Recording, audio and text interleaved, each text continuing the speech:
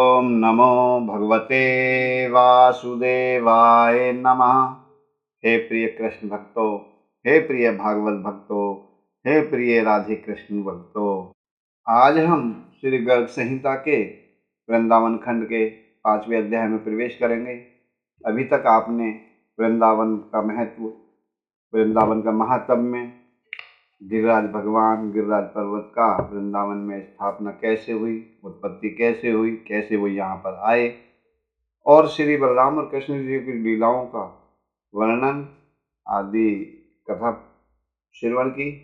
आज हम 5वें अध्याय से अपनी कथा प्रारंभ करेंगे। इसके अंतर्गत आज आप बकासुर का उद्धार और अन्य दैत्यों के उद्धार के विषय में कथा श्रवण करने जा रहे हैं। आइए, कथा प्रारंभ करने से पूर्व हम भगवान श्री हरि विष्णु जी, कृष्ण भगवान और अपने गुरु का ध्यान करते हुए कथा प्रारंभ करते हैं। राधे राधे। गुरुर्विष्णु गुरुर्ब्रह्मा गुरुर्देवो महेश्वरा, गुरु साक्षात् परब्रह्मा, तस्मै श्री गुरुवे नमः। ओम श्री गणेशाय नमः। ओम गण गणपतये नमः। श्री गणेशाय नमः। ओम नमो भगवते वासुदेवाय नमः। कृष्णाय वासुदेवाय हरये परमात्मने प्रणतये क्लेशनाशाय गोविंदाय नमो नमः। बोलो श्री राधे कृष्णाभ्याम नमः। गोलोकधामाधिपतिं परेशं परात्परं त्वां शरणं व्रजाम्यहम्।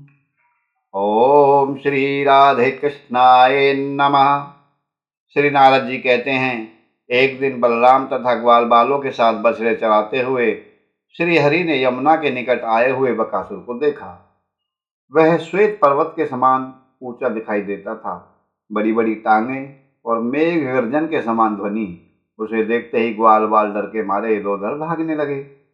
उसकी चोंच वज्र के समान तीखी थी। उसने आते ही श्रीहरि को अपना ग्रास बना लिया। ये देख करके सब ग्वाल बाल रोने लगे। रोते रोते वे निष्प्राण से हो गए। उस समय हाहाकार करते हुए सब देवता वहां पहुंचे। इंद्र ने तत्काल वज्र चलाकर उस महान वक पर प्रहार किया। वज्र की चोट से बकासुर धरती पर गिर पड़ा, किंतु मरा नहीं। फिर वह उठकर खड़ा हो गया। तब ब्रह्मा जी ने भी कुपित होकर उसे ब्रह्मदंड से मारा। उस आघात से गिरकर वह असुर 2 घड़ी तक मूर्छित पड़ा रहा। फिर अपने शरीर को कंपाता हुआ जम्हाई लेकर वह बड़े वेग से उठ खड़ा हुआ। उसकी मृत्यु तब भी न हुई। वह बलवान दैत्य मेघ के समान गर्जना करने लगा। उसी समय त्रिनेत्रधारी भगवान शंकर ने उस महान असुर पर त्रिशूल से प्रहार किया। उस प्रहार से दैत्य की एक पंख कट गई, तो भी वह महाभयंकर असुर मर न सका। तदनंतर वायुदेव ने बकासुर पर वायवास्त्र चलाया। उससे वह कुछ ऊपर की ओर उठ गया, परंतु पुनः अपने स्थान पर आकर के खड़ा हो गया। इसके बाद यमजी ने, यानी कि यमराज जी ने सामने आकर उस पर यमदंड से प्रहार किया, परंतु प्रचंड पराक्रमी बकासुर की उस दंड से भी मृत्यु न हुई। यमराज का वह दंड भी टूट गया, किंतु बकासुर को कोई क्षति नहीं पहुंची। इतने में ही प्रचंड किरणों वाले चंड पराक्रमी सूर्यदेव उसके सामने आए। उन्होंने धनुष हाथ में लेकर बकासुर को 100 बाण मारे। वे तीखे बाण उसके पंखों में धंस गए, फिर भी न वो मरा। तब कुबेर ने तीखी तलवार से उसके ऊपर चोट की। इससे उसकी दूसरी पंख भी कट गई, किंतु वह दैत्य पुंगव मृत्यु को प्राप्त नहीं हुआ।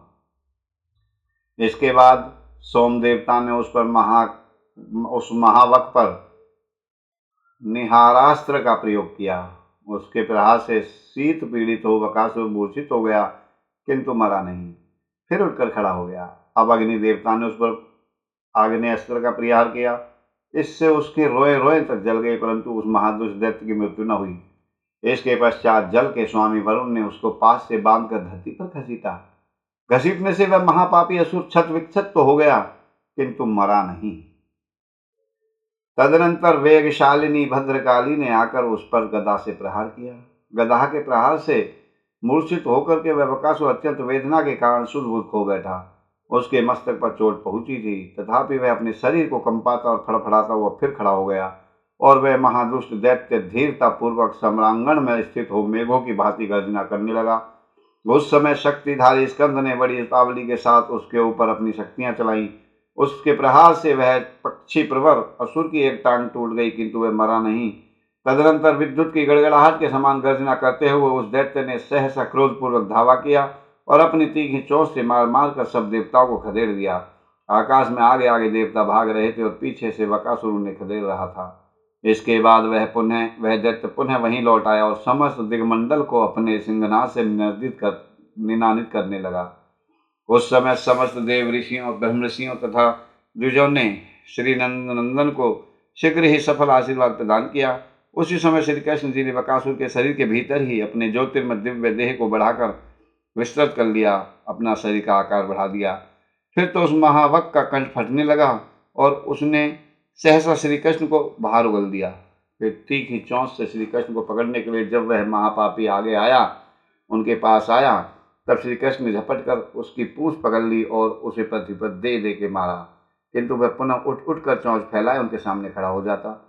तब श्री कृष्ण ने दोनों हाथों से उसकी दोनों चोंचें पकड़ ली और उसे हाथी की वृक्ष की शाखा, जैसे हाथी किसी वृक्ष की शाखा को चीर डालता है, उसी तरह उसको चीर दिया। उस समय मृत्यु को प्राप्त हुए दैत्य की देह से एक ज्योति निकली और श्री कृष्ण जी में समा गई।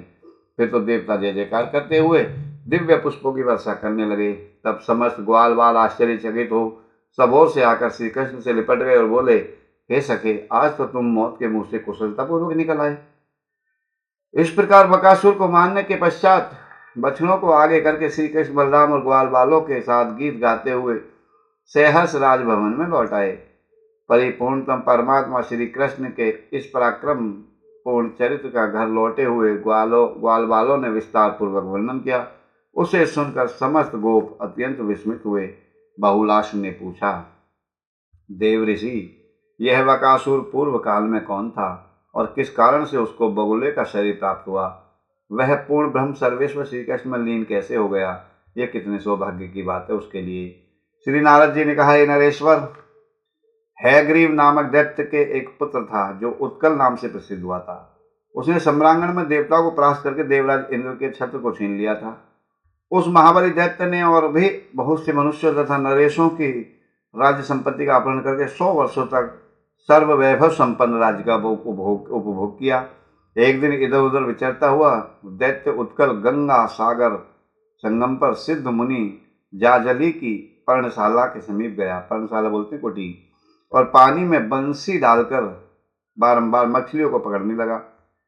यद्यपि मुनि ने मना भी किया कि आप ऐसा मत करो, परंतु उस दुर्बुद्धि ने उनकी बात नहीं मानी। मुनि श्रेष्ठ जाजली सिद्ध महात्मा थे। उन्होंने उत्कल को शाप देते हुए कहा, दुर्मते, तू बगले की भांति मछली पकड़ता और खाता है, इसलिए बगुला हो जा। फिर क्या था, उत्कल उसी क्षण बगुले के रूप में परिणत हो गया। तेजो भ्रष्ट हो जाने के कारण उसका सारा गर्व गल गया। उसने हाथ जोड़कर मुनि को प्रणाम किया और उनके दोनों चरण पकड़ करके कहा।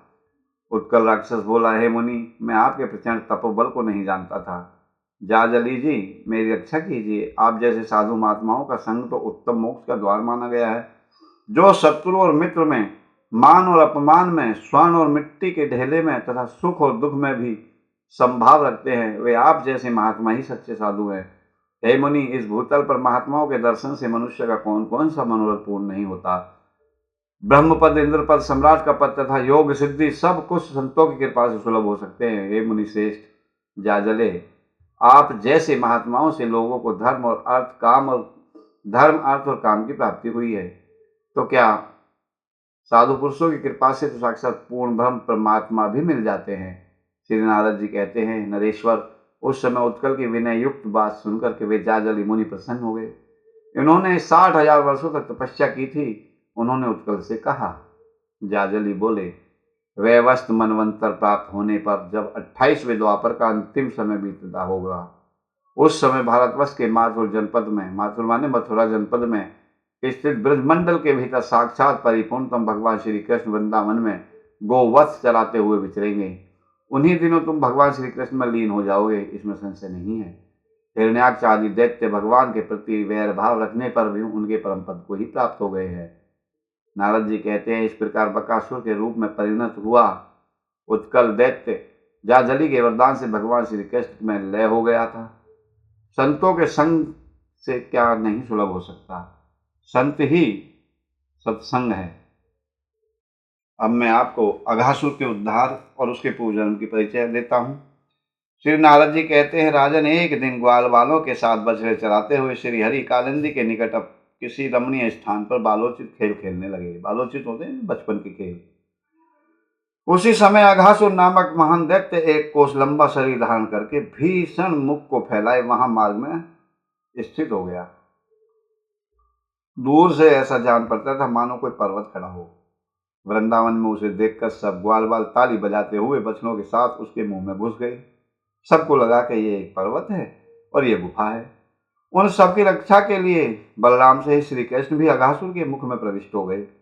उस सर्प रूपधारी असुर ने जब बछड़ों और ग्वाल बालों को निगल लिया तब देवताओं में हाहाकार मच गया, किंतु दैत्य के मन में हर्ष ही हुआ।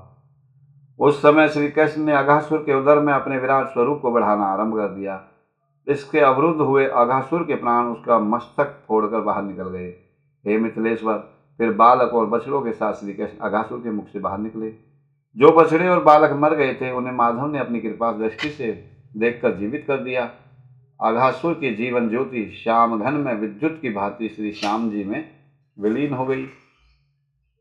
राजन, उसी समय देवताओं ने पुष्प वर्षा करके और देवऋषि नारद जी के मुख से ये वृत्तांत सुनकर मिथिलेश्वर बहुलाश ने कहा। राजा बोले, देव ऋषि, यह दैत्य पूर्व काल में कौन था जो इस प्रकार भगवान में लीन हो गया? अहो, कितने आश्चर्य की बात है कि वह दैत्य बैर बांधने के कारण शीघ्र ही श्री हरि को प्राप्त हो गया। श्री नारद जी कहते हैं, राजन, शंखासुर के एक पुत्र था जिसका नाम था अघ। महाबली अघ युवा अवस्था में अत्यंत सुंदर होने के कारण साक्षात दूसरे कामदेव के जैसे दिखाई पड़ता था। एक दिन मलयाचल पर्वत पर जाते हुए अष्टावक्र मुनि को देखकर अघासुर जोर जोर से हंसने लगा और बोला, ये कैसा कुरूप है। इस उस महादुष्ट को शाप देते हुए मुनि ने कहा, दुर्मते, तू सर्प हो जा, क्योंकि भूमंडल पर सर्पों की जाति ही कुरूप एवं कुटिल गति से चलने वाली मानी गई है। जो ही उसने ये सुना, उस दैत्य का सारा अभिमान गल गया और वह दीन भाव से मुनि के चरणों में गिर पड़ा। उसे इस अवस्था में देखकर मुनि प्रसन्न हो गए और पुनः वर देते हुए बोले, अष्टावक्र ने कहा, करोड़ों कंदर्पों से भी अधिक लावण्यशाली भगवान श्री कृष्ण जब तुम्हारे उदर में प्रवेश करेंगे तब इस सर्प रूप से तुम्हारा छुटकारा हो जाएगा। ब्रह्मा जी के द्वारा गाय, गोवत्स एवं गोप बालकों का हरण कर लिया जाता है। अब हम 7वें अध्याय में प्रवेश कर रहे हैं। श्री नारद जी कहते हैं, राजेंद्र, अब भगवान श्री कृष्ण की अन्य लीला सुनिए। यह लीला उनके बाल्यकाल की ही है, तथापि उनके पौगंडावस्था की प्राप्ति के बाद प्रकाशित हुई है। श्री कृष्ण गोवत्स एवं गोप बालकों की मृत्यु के समान भयंकर अघासुर के मुख से रक्षा करने के उपरांत उनका आनंद बढ़ाने की इच्छा से यमुना तट पर जाकर बोले, प्रिय सखाओ, आहा, यह कोमल वालुका में तट बहुत ही सुंदर है। शरद ऋतु में खिले हुए कमलों के पराग से परिपूर्ण है। शीतल मंद एवं सुगंधित त्रिविध वायु से शोभित है। यह तट भूमि ब्रह्म भवनों की गुंजार से युक्त एवं कुंज और वृक्षलताओं से शोभित है। गोप बालकों को दिन का एक पहर बीत गया है, भोजन का समय भी हो गया है, अतः भी इस स्थान पर बैठकर भोजन कर लेते हैं। कोमल वालुका वाली यह भूमि भोजन करने के उपयुक्त दिख रही है। बछड़े भी यहाँ जल पीकर हरी हरी घास चरते रहेंगे। गोप बालकों ने श्री कृष्ण की ये बात सुनकर कहा, ऐसा ही होगा, और वे सब के सब भोजन करने के लिए यमुना तट पर बैठ गए। इसके उपरांत जिनके पास भोजन सामग्री नहीं थी, उन बालकों ने श्री कृष्ण के कान में दीन वाणी से कहा, हम लोगों के पास तो आज भोजन कुछ भी नहीं है, हम लोग क्या करें? नंदगांव यहाँ से बहुत दूर है, तो हम लोग बछड़ों को लेकर चले जाते हैं। ये सुनकर श्री कृष्ण बोले, प्रिय सखाओ, शोक मत करो, मैं सबको यत्नपूर्वक भोजन कराऊंगा, इसलिए तुम सब मेरी बात पर भरोसा करके निश्चिंत हो जाओ। श्री कृष्ण की ये सुनकर वे सब लोग निकट ही बैठ गए। अन्य बालक अपने अपने छीकों को खोलकर श्री कृष्ण के साथ भोजन करने लगे। श्री कृष्ण ने गोप बालकों के साथ, जिनकी उनके सामने भीड़ लगी हुई थी, एक राजसभा का आयोजन किया। समस्त गोप बालक उनको घेर कर बैठ गए। ये लोग अनेक रंगों के वस्त्र पहने हुए थे और श्री कृष्ण पीले वस्त्र धारण करके उनके बीच में बैठ गए। विदेह, उस समय गोप बालकों से घिरे हुए श्री कृष्ण की शोभा देवताओं से घिरे हुए देवराज इंद्र के समान अथवा पंखुड़ियों से घिरी हुई स्वर्णिम कमल की कर्णिका केसर युक्त भीतरी भाग जो होता है के समान हो रही थी। कोई बालक कुसुमों, कोई अंकुरों, कोई पल्लवों, कोई पत्तों, कोई फलों, कोई हाथी, कोई हाथों पर, कोई पत्थरों और कोई छीकों को ही पात्र बनाकर भोजन करने लगे। उनमें से एक बालक ने शीघ्रता से कौर उठाकर श्री कृष्ण के मुख में दे दिया। श्री कृष्ण ने भी उस ग्रास का भोग लगाकर सबकी ओर देखते हुए कहा, भैया अन्य बालकों को अपनी अपनी स्वादिष्ट सामग्री चखाओ, मैं स्वाद के बारे में नहीं जानता। बालकों ने ऐसा ही हो कहकर अन्य अन्य बालकों को भोजन के ग्रास ले जाकर देने शुरू कर दिए। वे भी उन ग्रासों को खा खा करके एक दूसरे की हंसी करते हुए उसी प्रकार बोल उठे। सुबल ने पुनः हरि के मुख में ग्रास दिया, परंतु श्री कृष्ण उस कोर में से थोड़ा सा खाकर हंसने लगे। इस प्रकार जिसने कोर खाया वे सभी जोर जोर से हंसने लगे। बालक बोले, नंद नंदन सुनो, जिसके नाना मूढ़ मूर्ख हैं उसको भोजन का ज्ञान नहीं रहता, इसलिए तुमको स्वाद प्राप्त नहीं हुआ। इसके उपरांत श्री दामा ने माधव को और अन्य बालकों को भोजन के ग्रास दिए। ब्रज बालकों ने उसको उत्तम बताकर उसकी बहुत प्रशंसा की। इसके बाद वरुथप नाम के एक बालक ने पुनः श्री कृष्ण को एवं अन्य बालकों को आग्रह पूर्वक अपने कोर दिए। श्री कृष्ण आदि के वे सभी लोग थोड़ा थोड़ा खाकर हंसने लगे। बालकों ने कहा, यह भी सुबल के ग्रास जैसा ही है, हम सभी उसे खाकर उद्विग्न हो गए हैं। इस प्रकार सभी ने अपने अपने ग्रास चखाए और सभी परस्पर हंसने हंसाने और खेलने लगे। कटी वस्त्र में वेणु, बगल में लकुटी एवं सींगा, बाएं हाथ में भोजन का कौर, अंगुलियों के बीच में फल, माथे पर मुकुट, कंधे पर पीला दुपट्टा, गले में बलमाला, कमर में करधनी, पैरों में नुपुर और हृदय पर श्री वस्त्र तथा कौस्तुभ मणि धारण किए हुए मेरे श्री कृष्ण को बालकों के बीच में बैठकर अपनी विनोद भरी बातों से बालकों को हंसाने लगे, खेल खेलने लगे। इस प्रकार यज्ञ भोक्ता श्री हरि भोजन करने लगे, जिसको देवता एवं मनुष्य देख करके आश्चर्यचकित हो रहे हैं। इस प्रकार श्री कृष्ण के द्वारा रक्षित बालकों का जिस समय भोजन हो रहा था, उसी समय बछड़े घास के लालच में पड़ करके दूर कहीं घने वन में घुस गए। गोप बालक भय से व्याकुल हो गए। यह देखकर श्री कृष्ण बोले, तुम लोग मत जाओ, मैं बछड़ों को यहाँ ले आऊंगा। ऐसा कहकर श्री कृष्ण उठे और भोजन का कौर हाथ में लिए ही गुफाओं एवं कुंजों में तथा गहन वन में बछड़ों को ढूंढने चले गए। जिस समय ब्रजवासी बालकों के साथ श्री कृष्ण यमुना तट पर रुचिपूर्वक भोजन कर रहे थे, उसी समय पद्म योनि ब्रह्मा जी अघासुर की मुक्ति देखकर उसी स्थान पर पहुंच गए। उस दृश्य को देखकर ब्रह्मा जी मन ही मन कहने लगे, ये तो देवादिदेव श्री हरि नहीं है, अपितु कोई गोप कुमार हैं। यदि ये श्री हरि होते तो गोप बालकों के साथ इतने अपवित्र अन्न का भोजन कैसे करते। राजन ब्रह्मा जी परमात्मा की माया से मोहित होकर इस प्रकार बोल गए। उन्होंने उनकी भगवान की मनोज्ञ महिमा को जानने का निश्चय किया। ब्रह्मा जी स्वयं आकाश में अवस्थित थे। इसके उपरांत अघासुर उद्धार की लीला के दर्शन से चकित होकर समस्त गाय बछड़ों तथा गोप बालकों का हरण करके वे अंतर्ध्यान हो गए। अब अंतर्ध्यान हो गए, नारद जी कहते कि श्री कृष्ण गोवत्सों को न पाकर यमुना किनारे आए, परंतु वहां गोप बालक भी नहीं दिखाई दिए। बछड़े और वत्सपालों दोनों को ढूंढते समय उनके मन में आया कि ये तो ब्रह्मा जी का कार्य है। तदनंतर अखिल विश्व विधायक मेरे श्री कृष्ण जी ने गाय और गोपियों की आनंद देने के लिए लीला से ही अपने आप को दो भागों में विभक्त कर दिया। वे स्वयं ही एक भाग में रहे तथा दूसरे भाग में समस्त बछड़े और गोप बालकों की सृष्टि की।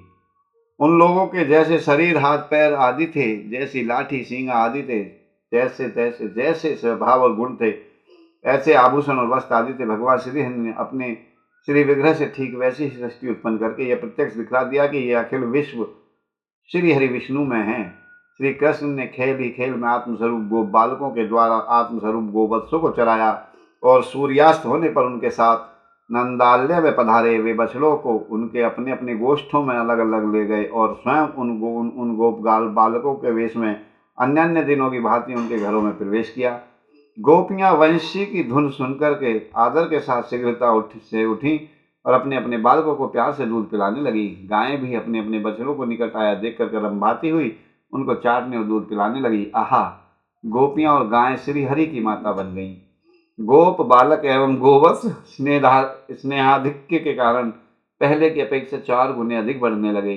गोपियां अपने बालकों के उबटन स्नान आदि के द्वारा स्नेहमयी सेवा करके तब श्री कृष्ण के दर्शन के लिए आईं। इसके बाद अनेक बालकों का विवाह हो गया। अब श्री कृष्ण स्वरूप अपने पति उन बालकों के साथ करोड़ों गोप वधुएं प्रीति करने लगी।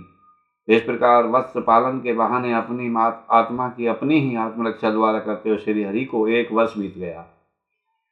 एक दिन बलराम जी गोचारण करते हुए वन में पहुंचे। उस समय तक ब्रह्मा जी द्वारा वत्सों एवं वत्सपालों का हरण हुए 1 वर्ष पूर्ण होने में केवल 5-6 रात्रि शेष थी।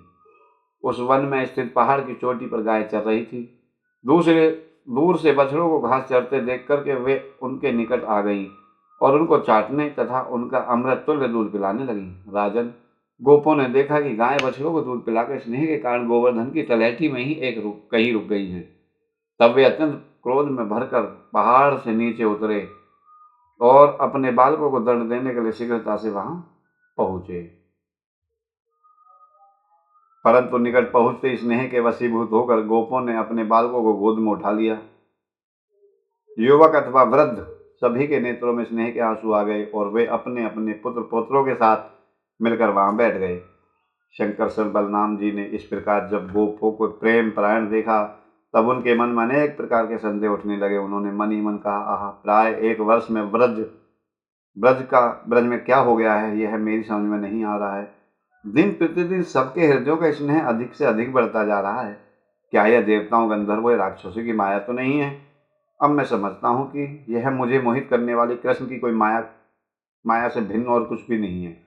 इस प्रकार विचार करके बलराम जी ने अपने नेत्र बंद कर लिए और दिव्य चक्षु से भूत भविष्य और वर्तमान को देखा। बलराम जी ने समस्त गोवत्स एवं पहाड़ की तलहटी में खेलने वाले गोप बालकों को बंसी, वेद विभूषित, मयूर पिच्छधारी, श्याम वर्णमणि समूहों एवं गुंजा फलों की माला से शोभित कमल एवं कुमुदनी की मालाएं, दिव्य पगड़ी एवं मुकुट धारण किए हुए, कुंडलों एवं अलकावली से सुशोभित, शरतकालीन कमल सदृश नेत्रों से निहार कर आनंद देने वाले करोड़ों कामदेवों की शोभा से संपन्न, नासिका स्थित मुक्ताभरण से अलंकृत, शिखाभूषण से युक्त, दोनों हाथों में आभूषण धारण किए, पीला वस्त्र धारण किए हुए, मेखला, कड़े और नुपुर से सुशोभित करोड़ों बाल रवियों की प्रभा से युक्त और मनोहर देखा।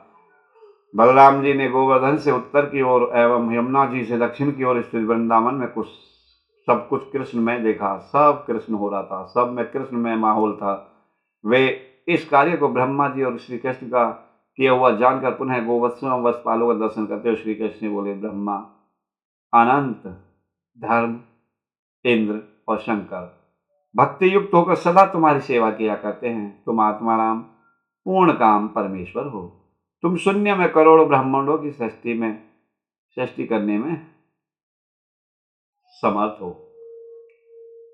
तो बलराम जी ने कैसे कहा, ब्रह्मानंतो धर्म इंद्राः शिवश्च सेवन्ते त्वां भक्ति युक्ताः सदैते, आत्मारामः पूर्णकामः परेशः षष्टुं शक्तः कोटिशो अखंडानि यक्षे।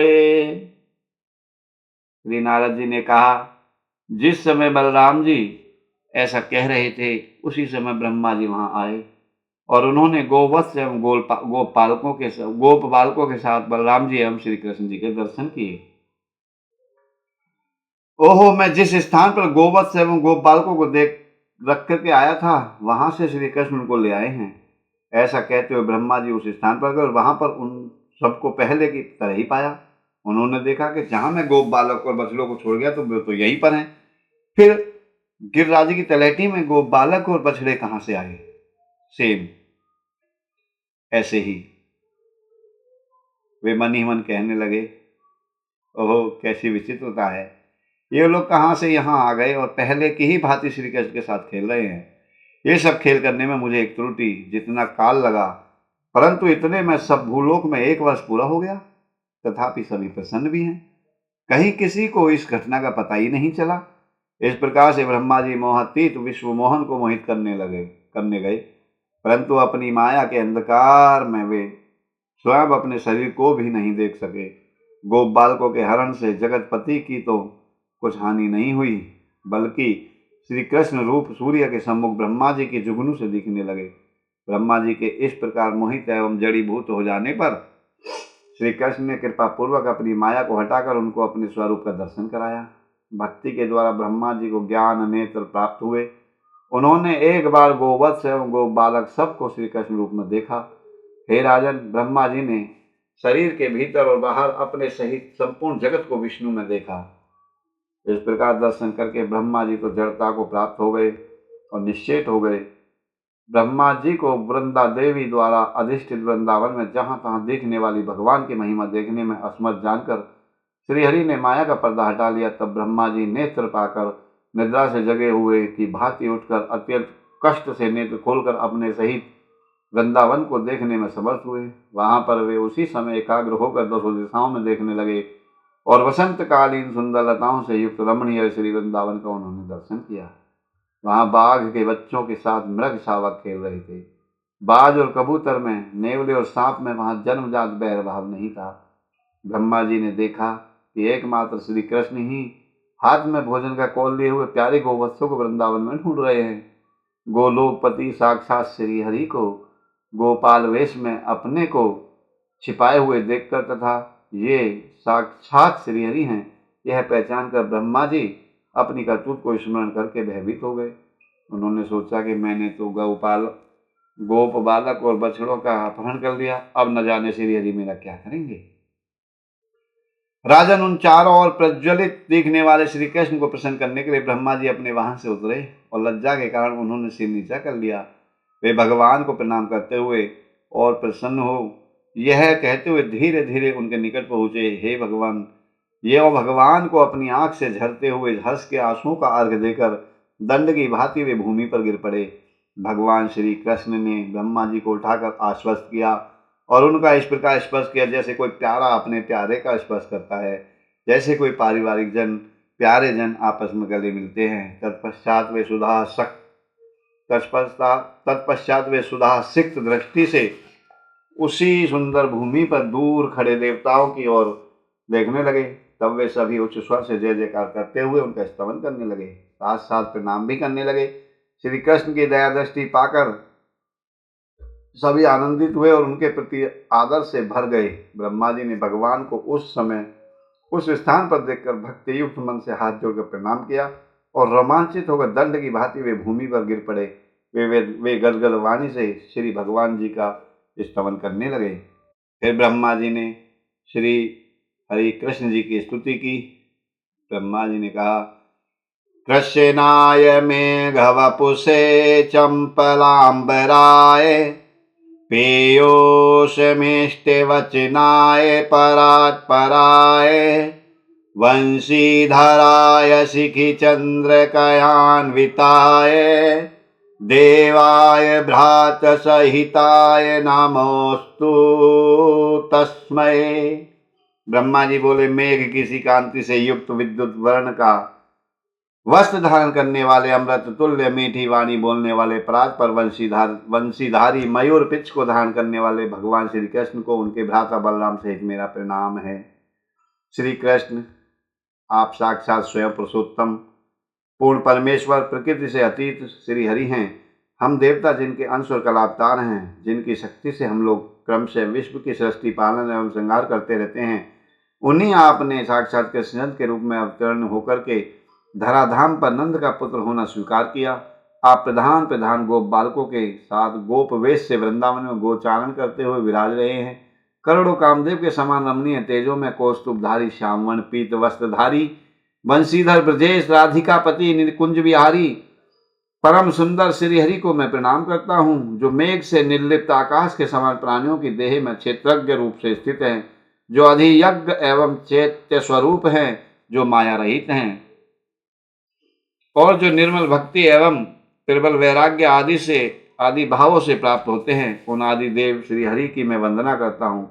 सर्वज्ञ, जिस समय मन में प्रबल रजोगुण का उदय होता है, उसी समय मन संकल्प विकल्प करने लगता है। संकल्प विकल्प के वशीभूत मन में ही अभिमान की उत्पत्ति होती है और वही अभिमान धीरे धीरे बुद्धि को विकृत कर देता है। क्षण स्थायी बिजली के समान, बदलते हुए ऋतुगणों के समान, जल पर खींची गई रेखाओं के समान, पिशाच के द्वारा उत्पन्न किए हुए अंगारों के समान और कपटी यात्री की प्रीति के समान जगत के सुख मिथ्या हैं। विषय सुख दुखों से घिरे हुए हैं एवं अलाज चक्रवत बोलते हैं, जलते हुए अंगार को वेग से चक्राकार घुमाने पर जो क्षण स्थायी व्रत बनता है, चक्र बनता है, गोल बनता है, गोला बनता है, उसके समान है। जैसे वृक्ष न चलते हुए भी जल के चलने के कारण चलते हुए से दिखाई देते हैं, नेत्रों को वेग से घुमाने पर अचल पृथ्वी भी चलती हुई सी दिखाई देती है। श्री कृष्ण उसी प्रकार प्रकृति से उत्पन्न गुणों के वश में होकर भ्रांत जीव उस प्रकृति जन्य सुख को सत्य मान लेता है। सुख एवं दुख मन से उत्पन्न होते हैं। निद्रा अवस्था में वे लुप्त हो जाते हैं और जागने पर पुनः उनका अनुभव होने लगता है। जिनको इस प्रकार का विवेक प्राप्त है, उनके लिए यह जगत निरंतर स्वप्न अवस्था के भ्रम के समान ही है। ज्ञानी पुरुष ममता और अभिमान का त्याग करके सदा वैराग्य से प्रीति करने वाले तथा शांत होते हैं। जैसे एक दिए से सैकड़ों दिए उत्पन्न होते हैं, वैसे ही एक परमात्मा से सब कुछ उत्पन्न हुआ है, ऐसी तात्विक दृष्टि उनकी रहती है। भक्त निर्धूम अग्नि शिखा की भांति गुण मुक्त एवं आत्मनिष्ठ होकर हृदय में ब्रह्मा के भी स्वामी भगवान वासुदेव का भजन करते हैं। ओम नमो भगवते वासुदेवा, ओम नमो भगवते वासुदेवा। इस प्रकार हम एक ही चंद्र बिंब को अनेकों घड़ों के जल में देखते हैं। जिस प्रकार आत्मा के एकत्व का दर्शन करके श्रेष्ठ परमहंस भी कृतार्थ होते हैं। निरंतर स्तवन करते रहने पर भी वेद जिनके महात्म्य के षोडशांश का भी कभी ज्ञान नहीं प्राप्त कर सके, तब त्रिलोकी में उन श्रीहरि के गुणों का वर्णन भला दूसरे और कौन कर सकता है। मैं 4 मुखों से देवादिदेव महादेव जी, 5 मुखों से तथा 1000 मुख वाले शेषनाग जी अपनी सहस्र मुखों से उनकी स्तुति सेवा करते हैं। बैकुंठ निवासी श्रीहरि विष्णु, क्षीरोदशाई साक्षात हरि और धर्मसुत नारायण ऋषि उन गोलोकपति आपकी सेवा किया करते हैं। आहा मुरारे, आपकी महिमा धन्य है। भूतल पर उस महिमा को न मुनिगण न जानते हैं, न मनुष्य ही। सुर असुर अथवा 14 मनु भी उसे जानने में असमर्थ हैं। ये सब स्वप्न में भी आपके चरण कमलों के दर्शन पाने में असमर्थ हैं। गुणों के सागर, मुक्तिदाता, परात्पर रमापति गुणेश ब्रजेश्वर श्रीहरि को मैं नमस्कार करता हूँ। तांबूल राग रंजित सुंदर मुख से सुशोभित मधुर भाषी पके हुए बिंब फल के समान लाल लाल अधरों वाले, स्मित हास्य युक्त कुंदकली के समान शुभ्र दंत पंक्ति से जगमगाते हुए, नील अलकों से आवृत कपोलों वाले मनोहर कांति तथा झूलते हुए स्वर्ण कुंडलों से मंडित श्री कृष्ण भगवान की मैं वंदना करता हूँ। आपका परम सुंदर रूप मनमत के मन को भी हरने वाला है। मेरे नेत्रों में सदा सर्वदा मकर कुंडल धारी श्याम कलेवर श्री कृष्ण के उस रूप का प्रकाश होता रहे, जिनकी लीला बैकुंठ लीला की अपेक्षा भी श्रेष्ठ है और जिनके परम श्रेष्ठ मनोहर रूप को देवगण भी नमस्कार करते हैं। उन गोप लीलाधारी गोलोकनाथ को मैं मस्तक नवाकर प्रणाम करता हूँ। इस प्रकार ब्रह्मा जी श्री कृष्ण जी की स्तुति करते रहे और स्तुति करने के बाद ब्रह्मा जी ने श्री हरि भगवान श्री कृष्ण का स्तवन करके पुनः हाथ जोड़कर कहा, जगत के स्वामी मैं आपके नाभि कमल से उत्पन्न हूँ। अतएव जिस प्रकार माता और अपने पुत्र के अपराधों को क्षमा कर देती है, उसी प्रकार आप मेरे भी अपराधों को क्षमा कर दो। मैंने आपके गोप बालक और बछड़ों का हरण किया था। वज्रपते, हे ब्रजपते, कहाँ तो मैं एक लोक का अधिपति और कहाँ आप करोड़ों ब्रह्मांडों के नायक। अतएव ब्रजेश मधुसूदन देव आप मेरी रक्षा करें। जिनकी माया से देवता दैत्य एवं मनुष्य सभी मोहित होते हैं, मैं मूर्ख उनको अपनी माया से मोहित करने चला था। हे गोविंद, आप नारायण हैं, मैं नारायण नहीं हूँ। हे हरि, आप कल्प के आदि में ब्रह्मांड की रचना करके नारायण रूप से शेषशायी हो गए हैं। आपके जिस ब्रह्म रूप तेज में योगी प्राण त्याग करके जाते हैं, बाल घातनी पूतना भी अपने कुल सहित आपके उसी तेज में समा गई। माधव, मेरे ही अपराध से आपने गोवत्स एवं गोपालकों का रूप धारण करके वनों में विचरण किया, अतएव भो आप मुझको क्षमा कर दें। हे गोविंद, पिता जैसे पुत्र का अपराध नहीं दिखता, वैसे ही आप भी मेरे अपराध की अपेक्षा करके मेरे ऊपर प्रसन्न हो जाइए। इस प्रकार ब्रह्मा जी श्री कृष्ण जी से विनती करते हैं। नारद जी कहने लगे, लोकपति लोक पितामह ब्रह्मा ने इस प्रकार सुंदर वृंदावन के अधिपति गोविंद का स्तवन करके प्रणाम करते हुए उनकी 3 बार प्रदक्षिणा की और कुछ देर के लिए अदृश्य होकर गोवत्स तथा गोपालकों को वरदान दे करके लौट जाने के लिए अनुमति की प्रार्थना की। तदनंतर श्री हरि ने नेत्रों के संकेत से उनको जाने का आदेश दिया। लोक पिता में ब्रह्मा भी पुनः प्रणाम करके अपने लोक को चले गए। राजन उसके उपरांत भगवान श्री कृष्ण वन से शीघ्रतापूर्वक गोवत्स एवं गोप बालकों को ले आए और यमुना तट पर जिस स्थान पर गोप मंडली विराजित थी उन लोगों को लेकर उसी स्थान पर पहुंचे। देखो 1 साल का समय लग गया, फिर भी लौट करके उसी स्थान पर आ गए जब भोजन करने के लिए बैठे थे सभा बना के।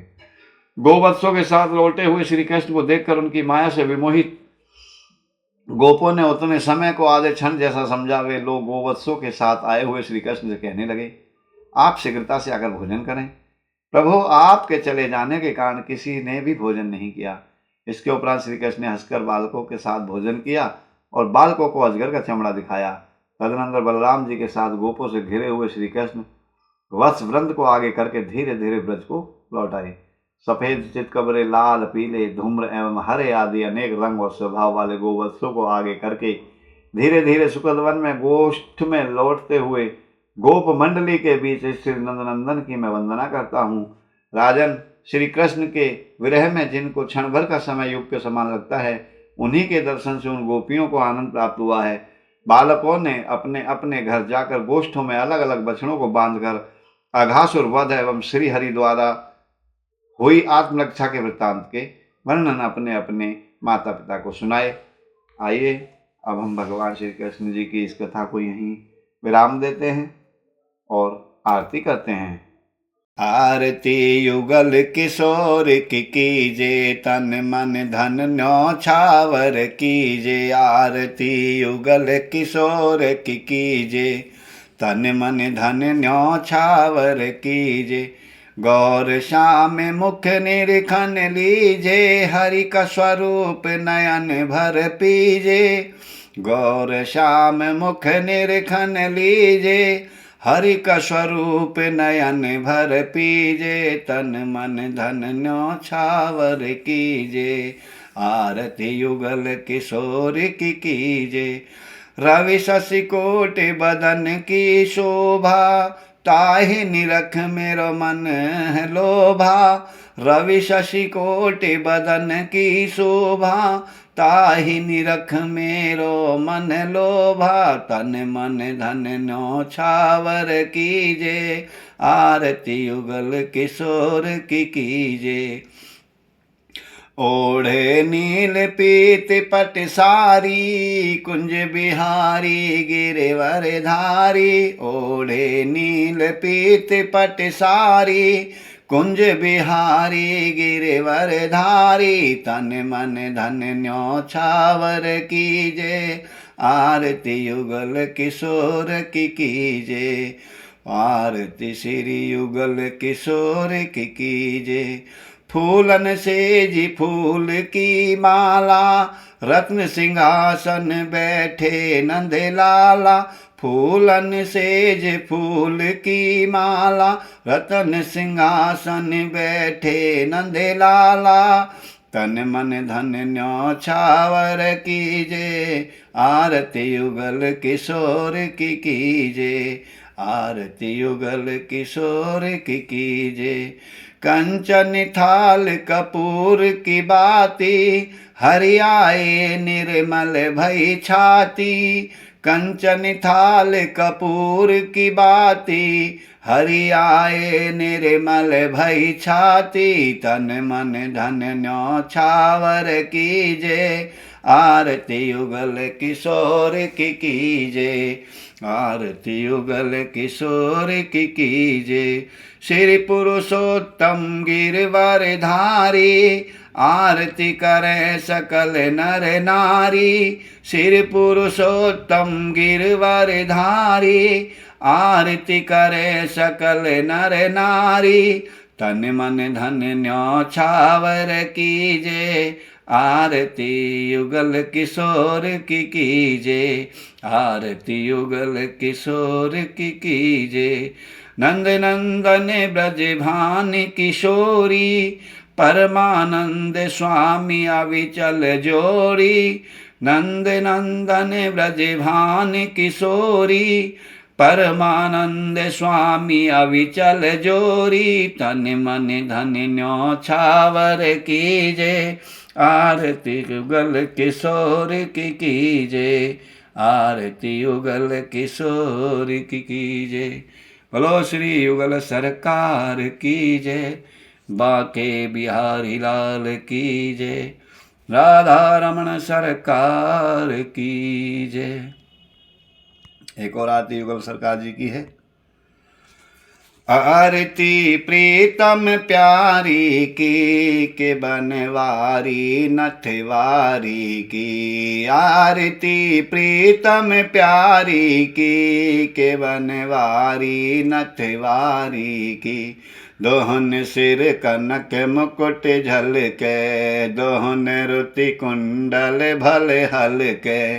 दोहन सिर कनक मुकुट झलके, दोहन रुति कुंडल भले हलके। दोहन द्रग प्रेम सुधा झलके, चसीले बैन रसीले नैन, घसीले सैन। दोहन मैनन मनहारी की, आरती प्रीतम प्यारी की, के बनवारी नथवारी की। दोहन द्रग चितवन परवारी, दोहन लट लटकन छवि न्यारी। दोहन द्रग चितवन परवारी, दोहन लट लटकन छवि न्यारी। दोहन भो मटकन अति प्यारी, रसन मुख पान हसन मुस्कान। दसन दम कान, दोहन बेसर छवि न्यारी की। आरती प्री